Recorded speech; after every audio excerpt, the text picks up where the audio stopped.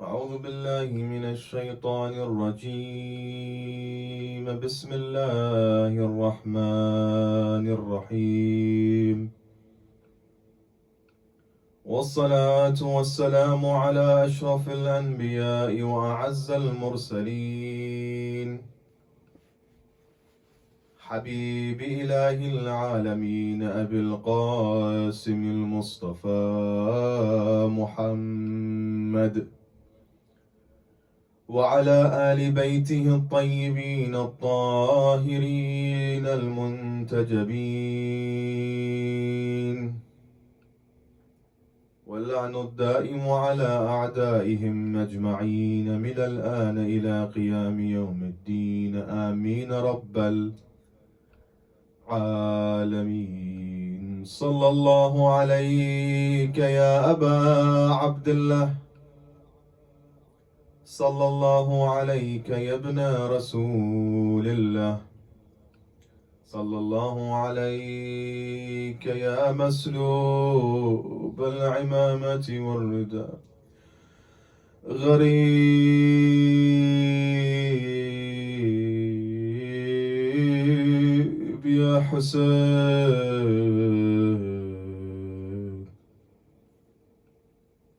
إنا لله وإنا إليه راجعون. فسيعلم الذين ظلموا آل محمد أي منقلب ينقلبون، والعاقبة للمتقين. قال الله تعالى في محكم كتابه الكريم: بسم الله الرحمن الرحيم. وإذ نجيناكم من آل فرعون يسومونكم سوء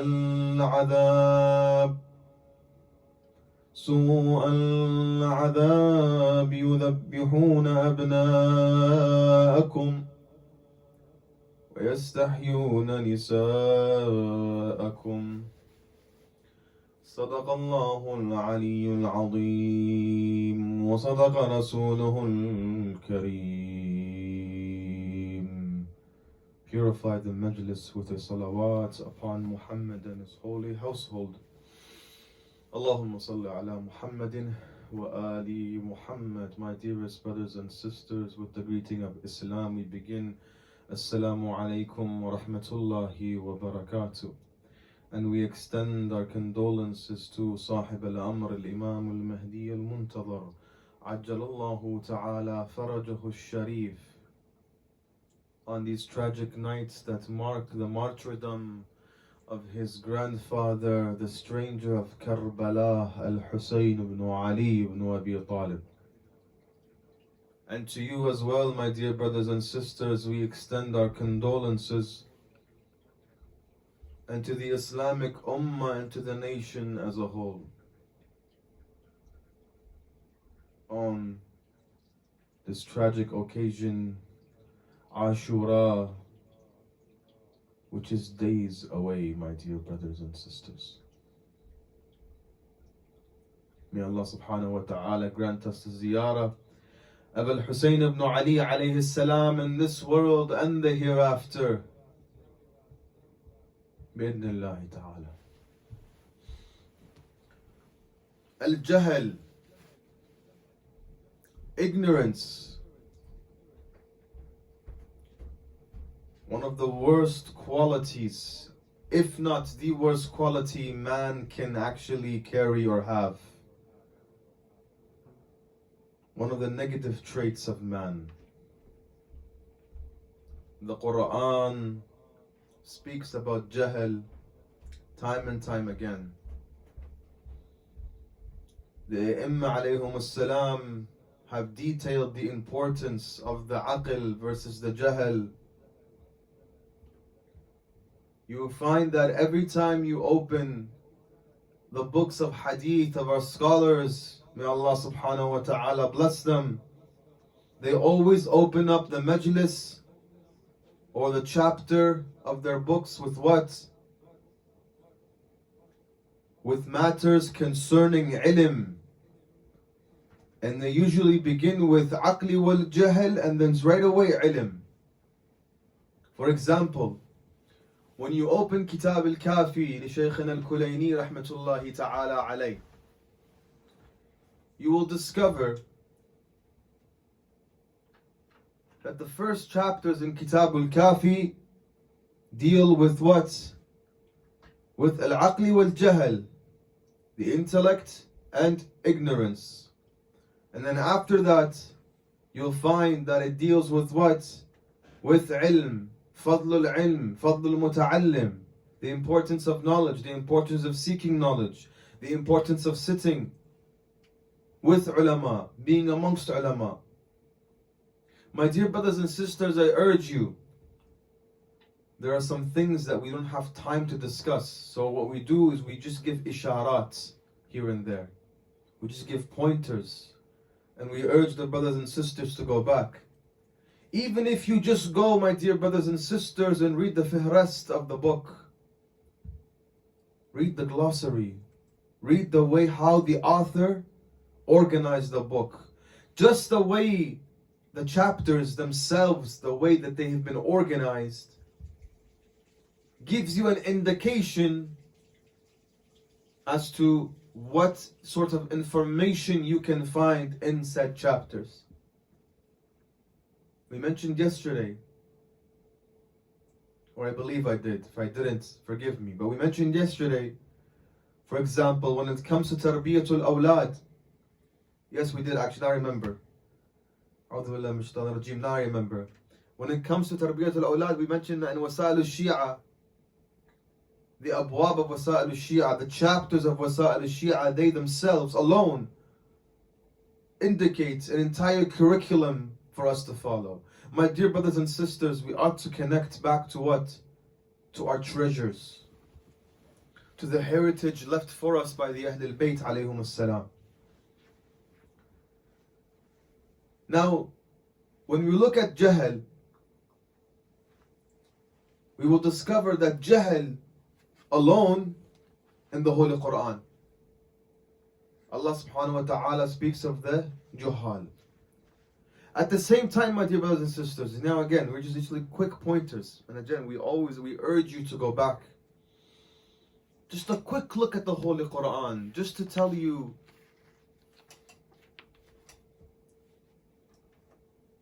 how Allah subhanahu wa ta'ala is speaking to His ibad. For example, in the Quran you read, just the term ya'qilun or variants of the term ya'qilun has been mentioned in the Quran at least or approximately 21 times. أَفَلَا يَعْقِلُونَ. Many times Allah subhanahu wa ta'ala mentions a scenario or a situation, and then Allah subhanahu wa ta'ala says, and do they not use that intellect? Do they not know? Do they not understand? Do they not comprehend? At the same time, you'll also find 5, 6, 7 times, I didn't count it exactly, Allah subhanahu wa ta'ala also using the words أَفَلَا يَعْلَمُونَ. Do they not know? Do they not have knowledge? And also we find in the Quran, Allah subhanahu wa ta'ala also points to the use of the sound intellect. And He says, for example, وَإِنَّمَا يَتَذَكَّرُوا أُولِي الْأَلْبَابِ. And those with sound reasoning or those with a sound intellect are the ones who do dhikr. My dear brothers and sisters, this is a reality that exists in the Holy Quran and in our narrations in the Sunnah of al-Muhammad alayhi as-salam. That the Quran as well as the Sunnah has given us, my dear brothers and sisters, what? The remedy to jahl. The remedy to jahl is what? Is seeking knowledge. The remedy to jahl is understanding the ahkam of Allah subhanahu wa ta'ala, the halal and the haram. The remedy of jahl is returning to al-Muhammad for all of our matters. The remedy of jahl is Hussain ibn Ali ibn Abi Talib alayhi salam. He is the remedy to jahl. These Majālīs are our greatest remedy when it comes to jahl. Because these Majālīs of Aba Abdullah al-Hussain alayhi salam,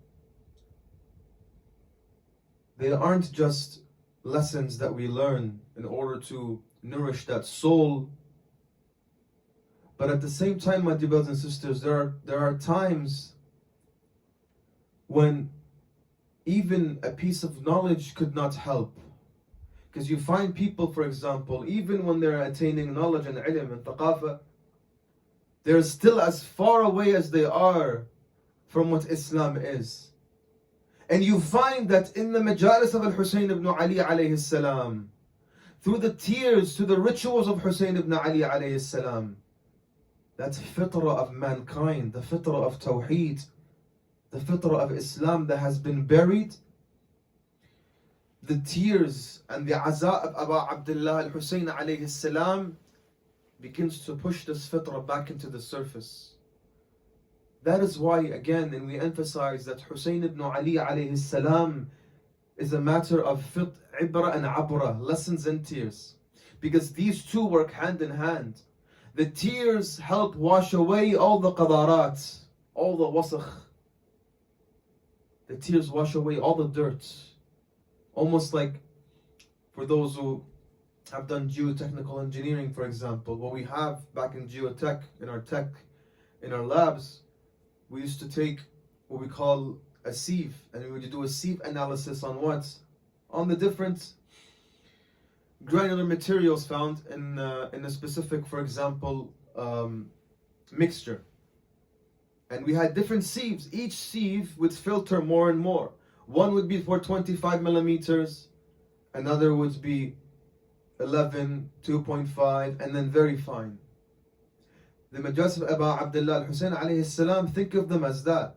When you enter the Majālīs, you're entering this filter, you're trying to filter all the qadarat on your body. All the wasakh from the body, you're trying to get rid of it. And you achieve that with their tears, my dear brothers and sisters, because there is a connection, a deep connection that occurs when a tear is shed. When you feel that emotional connection to the Imam alayhi salam. Sometimes some people, what pushes them back, what surfaces their fitrah, is emotion. And then from there, inshaAllah, they'll be able to return back to the path.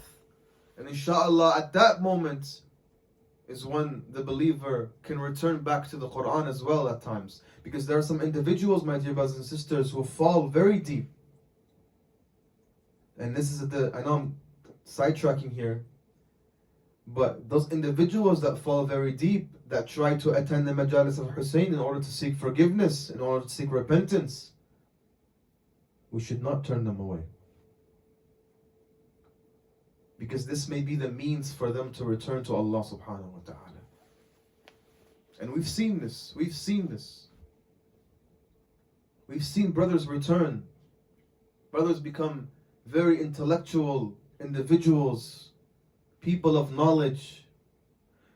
And they return through these Majālīs. They felt like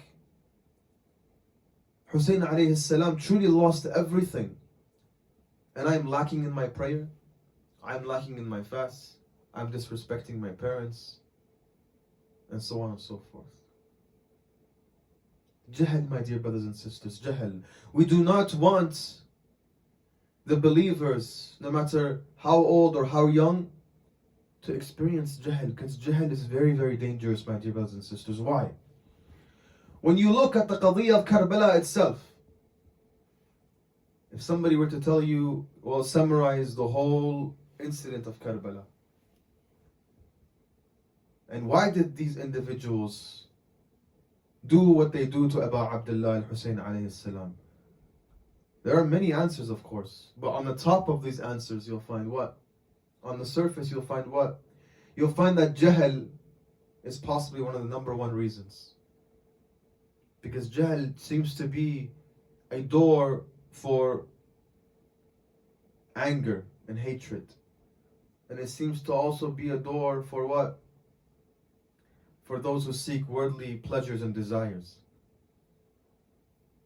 And you find that there has been a system in play since after the martyrdom of Rasulullah sallallahu alaihi wasallam, which we'll try to discuss if we can in a little bit detail, not too much detail. At the end of the day, there are individuals who are playing a specific role, a political role in the background. And their job is to feed ignorance to people. They're just shayateen. And Imam Hussain alayhi salam also describes those individuals, the juhal who follow these people, as what? إِنَّمَا هُمْ what? عَبِيدٌ لِلشَّيَاطِينَ. All they do is worship these evil doers, these Satans, as Imam alayhi salam says. My dear brothers and sisters, in the last 2 days, what have we been talking about? We've been trying our best to bring Imam al-Mahdi al-Muntadhar Ajalallahu ta'ala farajahu al-Sharif into what? Into al-Qadiyyah al-Husayniyah, correct? Try to find comparisons and parallels between the Ansar of Abdullah al-Hussein alayhi salam, the characteristics of said Ansar, correct? Last night we spoke about the importance of tarbiyah and discipline. The night before we spoke about loyalty. These are all important things. Now, my dear brothers and sisters, when you look into, again, when you read into the rise of the Imam alayhi salam, what else do you find, my dear brothers and sisters? The fitan in that period. There's many fitan. There's many strife that happens during that period. Lots of confusion. And that's also part of the divine tests. Allah subhanahu wa ta'ala tests us, correct? He says in the Quran, paraphrasing, that does the abd not know that we test him? Does he think, does the slave of Allah think he will just walk on the earth without being tested? And the Imam have spoken as well. They say that لَتَمَحَّصُنَّ وَلَتُغَرْبَلُنَّ. You will be tested thoroughly and tried thoroughly. Just like that filter that we see when we try to filter something. The Imam says you will be put in a filter and Allah subhanahu wa ta'ala will test you. And you will be tested to the point where some people will fail said test, and we've seen this, some people fail this test today, and some people will succeed. Listen to the words of the Imam alayhi salam. He says, سمعت أبا عبد الله عليه السلام يقول إن الاسم الخاص الذي يستحب فيه القيام إن للمهدي إذا قام استقبل من جهلة الناس أشد مما استقبله رسول الله. روحي لك الفداء يا مولاي. And when the Imam rises,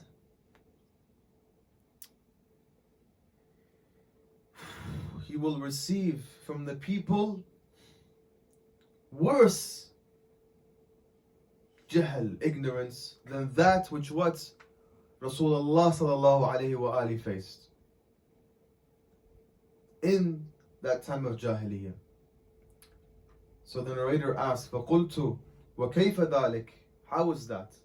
قال إن رسول الله صلى الله عليه وآله أتى الناس وهم يعبدون الحجارة والصخور والعيدانة والخشوبة إلى آخره. When Rasulullah came, the Imam says, they used to worship sculptured stones, wood, and so on and so forth. Whereas he says, وإن صاحب هذا الأمر إذا قام أتى الناس وكلهم يتأول عليه كتاب الله ويحتج عليه به. أعوذ بالله من الشيطان الرجيم. ثم قال أما والله يدخلن عليهم عدله جوف بيوتهم كما يدخل الحر وال. Seems to be a mistake here, but it should be harru wal bard, I believe. So he says, when our Imam appears, right? He says, the Prophet came to those of Ahl al-Jahiliyyah, correct? They used to worship stones and so on and so forth. Whereas when the Imam deals with the people, listen to the audacity of the people during that time. And tell me, is this not a result of ignorance? As the ahadith tell us, that there will come a time where people say, تأخر عنا الإمام في أي واد سلك هل مات? The Imam is late, where is he? Oh, maybe he's dead. Oh, maybe he's somewhere in Sad Valley. We're already seeing this today, my dear brothers and sisters. Ignorance. Again, it's always ignorance. And the remedy is knowledge. The remedy is ilm. The remedy is for you to recognize the Imam of your time. He says, and they, the people, will protest against him by interpreting the Quran according to their fancies, according to what they believe. They use the Quran as a hujjah against the Imam. But then the Imam says, by Allah, and He will insert His justice into their houses like the entering of the hot and cold, al-harr wal-bard. This is why, my dear brothers and sisters, today I thought the most important discussion is to talk about ignorance and jahl. Why? Because when you look at why the Imam Hussain alayhi salam did what he did in Karbala, why he rose in Karbala, what do you discover? You discover through his khutab, through his sermons, through his conversations, the reason behind Karbala. And then you tell me this then, after we read some of these lines from some of the khutbah of the Imam alayhi salam. And leave that answer to you, of course. Does that not make Muharram, Safar, and the days of Hussain alayhi salam the misdaq when it comes to battling jahl? Does that not make the assemblies, the Majālīs of Hussain alayhi salam the misdaq, the reality when it comes to battling jahl? Since we see the parallel, there's so much parallel, my dear brothers and sisters. And what the Imam will face from jahl will be even more than what was available during the time of what? Rasulullah, meaning as well during the time of Abdullah Hussain alayhi salam. So individuals like Yazid and the people around Yazid and the sort of conversations and the sort of insults that were spewed against Imam Hussain alayhi salam. Expect more. Expect more during the time of Sahib al-Amr. Expect more. It will be worse. It will be much worse.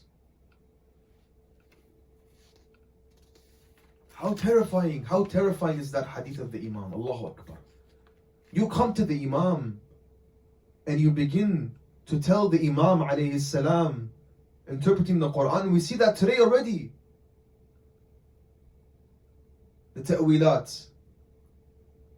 We're already seeing people awwalun al-Quran. We already see ta'wilat of the Quran. And by the way, tadabbur is one thing and ta'wil is one thing. We must understand the difference between the two. Tadabbur is to contemplate and ponder upon the Quran. Whereas ta'wil is different. Here they'll be using what? They'll be interpreting the Quran based on their own inclinations and using it as a hujjah against the Imam. Let's read some of these words that the Imam alayhi salam has said. For example, the one that you all know. إني لم أخرج أشرا ولا بطرا ولا مفسدا ولا ظالما وإنما خرجت لطلب الإصلاح في أمة جدي رسول الله أريد أن آمر بالمعروف وأنهى عن المنكر. This is why I came. I wish to reform the ummah of my grandfather Rasulullah. And by the way, this is one of the many reasons, if not the main reason, of the rise of the Imam. Reform. The munkar has become ma'roof, the ma'roof has become munkar. I wish to follow in the seerah of my grandfather Rasulullah sallallahu alayhi wa alayhi. Meaning, my dear brothers and sisters, just ask yourselves this. We don't have time to go into detail, but ask yourself this and research this matter. How low was the ummah during the time of Rasulullah that Abi Abdullah al-Hussain had to say these words?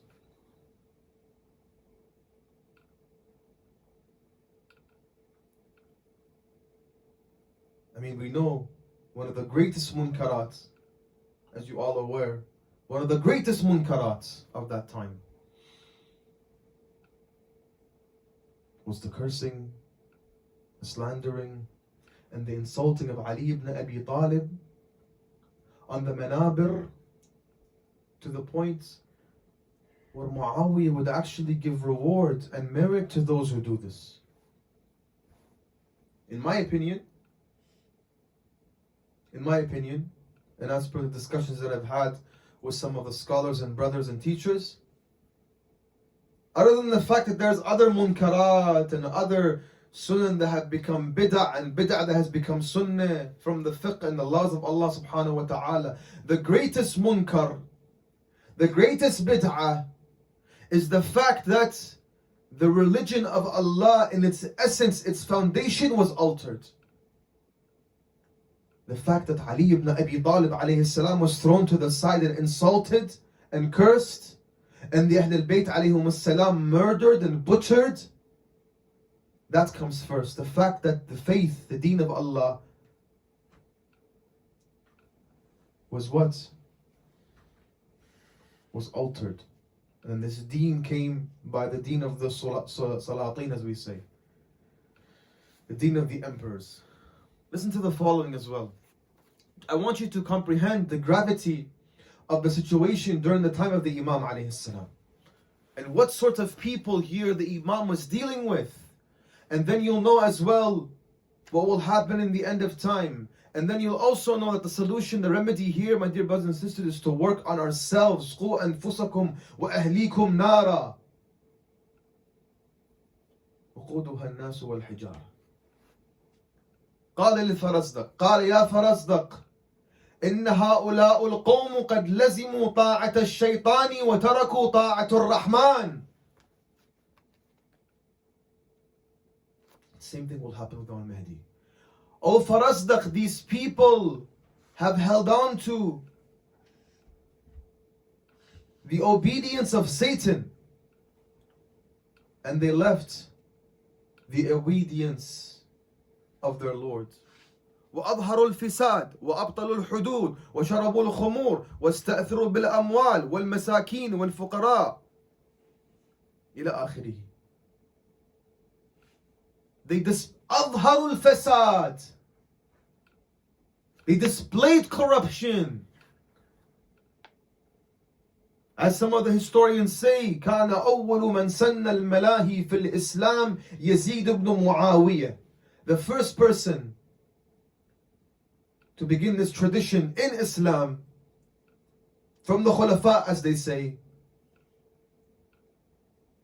Malahi meaning clubs, a place where singers gather, alcohol is drunk, jokes are made, games are played. Al-Malahi, lahu. Majālīs al-Baṭṭālīn. Useless Majālis. The Majālis of Satan and his cohorts.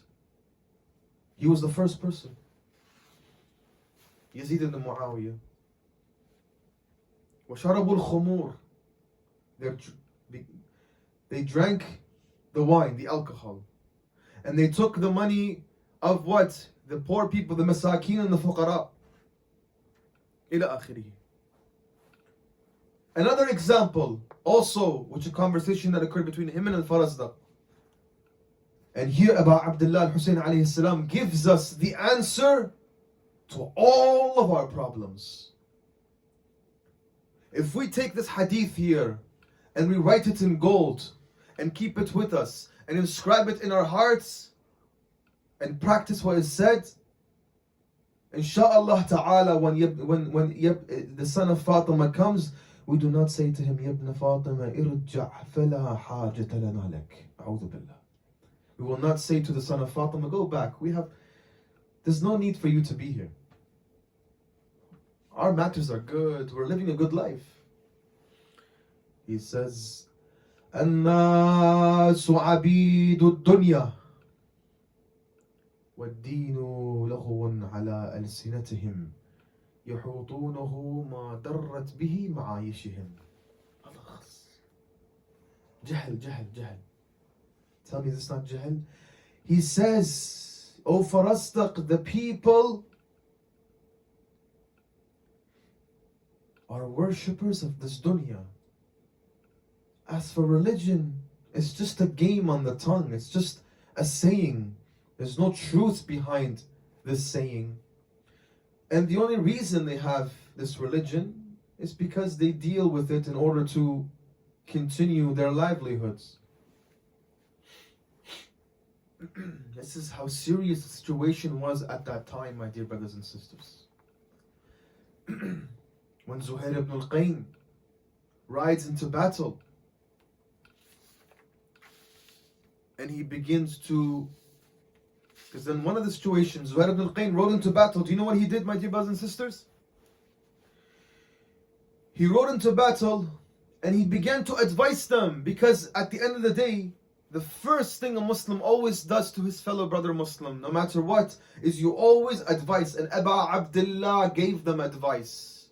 I suggest you refer back to the maqatir and the books of history in order to realize this.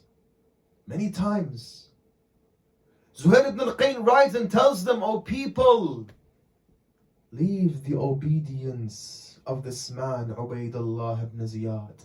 Leave the obedience of Satan. Return to Allah. Return to the household of Muhammad. Return to the Ahl al-Bayt. Return to the Rahman. And what do they say to him? They say to him, the hadith says, وَشَتَمُوهُ وَلَعِنُوهُ. They insulted him, they cursed him, وَثَنُّوا عَلَى عُبَيْدَ اللَّهِ ibn Ziyad. And they began to praise Ubaydullah ibn Ziyad. Then you go to Ashura. The time of Salah comes. They call for Salah. Hussain, one of the enemies of the army of Umar ibn Sa'ad, I think Hussain ibn Umayr, if memory serves me correctly, they're getting ready for Salah. Habib is right there. He said, Kabbar, to begin the Salah for prayer. Listen to what Hussain says. وَهَلْ تُقْبَلُ صَلَاتُكُمْ? And is your prayer even accepted? Habib got furious. وَيْلَكَ تُقْبَلْ مِنْكَ يَبْنُ كَذَا وَكَذَا. And Allah accepts it from such people as you and not from the son of Rasulullah. Look at the state of my dear brothers and sisters. Look at the jahl of these individuals. Those who came for jahl, from jahl. Those who came for wealth. And those who came بُغْضًا نُقَاتِلُكَ بُغْضًا لِأَبِيكَ, because of our hatred towards our fathers. Jahl. Ignorance. And it will plague us as is plagued the Ummah during that time. It will also plague the Ummah during the time of Sahib al-Zaman. Listen to this final hadith before we enter the maqtal. Listen to this final hadith here, just to tell you the realization of how low the Ummah went. The following hadith has been raised by al-Minhal. He says, قال, I entered upon Ali ibn al-Hussain. فَقُلْتُ لَهُ كَيْفَ أَصْبَحْتُمْ رَحِمَكَ اللَّهِ. Peace be upon you. May Allah's mercy befall you. How have you awakened this morning? How was your morning? قال أنت تزعم أنك لنا شيعة. And you claim to be one of our Shia? وأنت لا تعرف صباحنا ومساءنا. Do you not know our mornings and our evenings? Do you not know how low, what levels the Ummah of Muhammad went? He says, أصبحت في قومنا بمنزلة بني إسرائيل في آل فرعون يذبحون الأبناء ويستحيون النساء. Us? You want to speak to me about my mornings and my evenings? We have become like al-Fir'aun.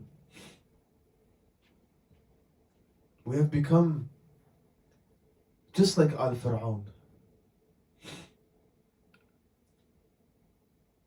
They kill our children and they spare our women. وَأَصْبَحَ خَيْرُ الْبَرِيَّةِ